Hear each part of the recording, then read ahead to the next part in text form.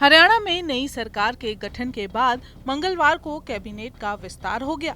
नायब सिंह सैनी सरकार में 8 और नए चेहरों को शामिल किया गया। राजभवन में हुए शपथ समारोह में विधायकों ने मंत्री पद की शपथ भी ली। इनमें से एक को कैबिनेट मंत्री बनाया गया, जबकि बाकी 7 को स्वतंत्र प्रभार सौंपा गया। लेकिन नायब सैनी जब से सीएम बने हैं, मुसीबतें उनका पीछा नहीं छोड़ रही। एक और खुद को साबित करने का प्रेशर, दूसरा चुनावों का पहाड़ और अब पंजाब और हरियाणा हाई कोर्ट का नोटिस नए नवेले सीएम की कुर्सी को छीन सकता है। असल में हरियाणा में पिछले हफ्ते बीते 9 सालों से सीएम की कुर्सी संभाल रहे मनोहर लाल खट्टर को इस्तीफा देना पड़ा और फिर नायब सिंह सैनी नए मुख्यमंत्री चुन लिए गए। हाई कोर्ट में सैनी की नियुक्ति को चुनौती दी गई और अब पंजाब और हरियाणा हाई कोर्ट ने सैनी की नियुक्ति को चुनौती देने वाली याचिका पर केंद्र सरकार, हरियाणा सरकार और चुनाव आयोग को नोटिस जारी किया है। हाई कोर्ट के मुख्य न्यायाधीश जीएस संधावालिया और जस्टिस लपिता बनर्जी की बेंच ने इस मामले में केंद्र, राज्य सरकार और चुनाव आयोग से प्रतिक्रिया मांगी है। इस मामले की अगली सुनवाई 30 अप्रैल को होनी है और ये सब घटनाक्रम कोर्ट में एक दिन पहले हुआ, जब शाम को हरियाणा कैबिनेट का विस्तार हुआ। मनोहर लाल खट्टर ने अपने कैबिनेट मंत्रियों के साथ 12 मार्च को मुख्यमंत्री पद से इस्तीफा दिया था और फिर राज्यपाल ने सैनी को हरियाणा का नया मुख्यमंत्री घोषित किया था और मुख्यमंत्री के तौर पर शपथ दिलवाई थी।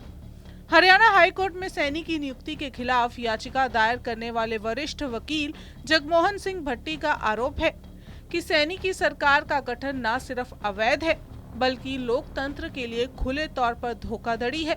वकील भट्टी ने इस संबंध में कुछ कारण भी गिनवाए थे। भट्टी के मुताबिक हरियाणा विधानसभा सदस्यों की कुल संख्या 90 है, लेकिन जब नायब सैनी को राज्य का मुख्यमंत्री नियुक्त किया जाने से सदस्यों की संख्या 90 से बढ़ चुकी है, जो संवैधानिक तौर पर सही नहीं है। भट्टी का दावा है, चूंकि मुख्यमंत्री की नियुक्ति अवैध है, इसलिए सैनी के साथ शपथ लेने वाले 5 नए कैबिनेट मंत्री मूलचंद शर्मा, जेपी दलाल, कंवरपाल गुर्जर, बनवारी लाल और रंजीत चौटाला की नियुक्ति को भी अवैध माना जाए।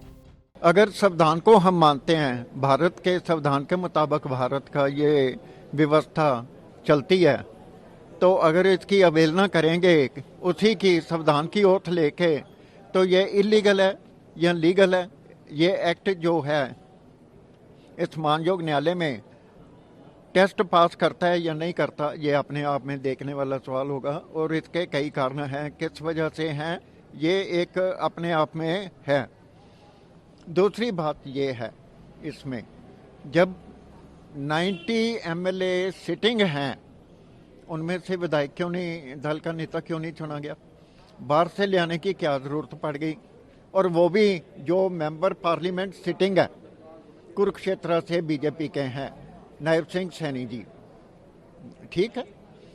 और जब उनको लाया गया है यहाँ पे, तो एक बात देखने में साफ और स्पष्ट नज़र आ रही है कि खट्टर गवर्नमेंट चल रही थी, उसको कोई खतरा नहीं, कोई कुछ नहीं, तो नेता क्यों बदला गया?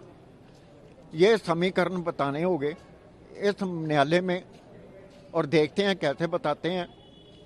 ऑफिस ऑफ प्रॉफिट है तो डिस्क्वालिफिकेशन है रिप्रेजेंटेशन ऑफ पीपल एक्ट 1951 के मुताबिक, और ये कॉन्स्टिट्यूशन में परमिसिबल नहीं है।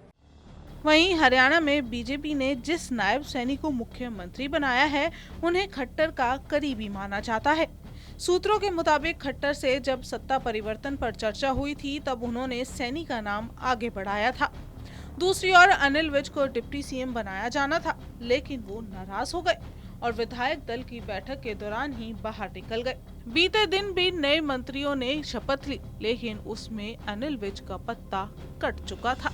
और अब नायब सिंह सैनी के खिलाफ जारी ये नोटिस पर सरकार क्या जवाब देती है, इस पर सबकी नजर रहेगी।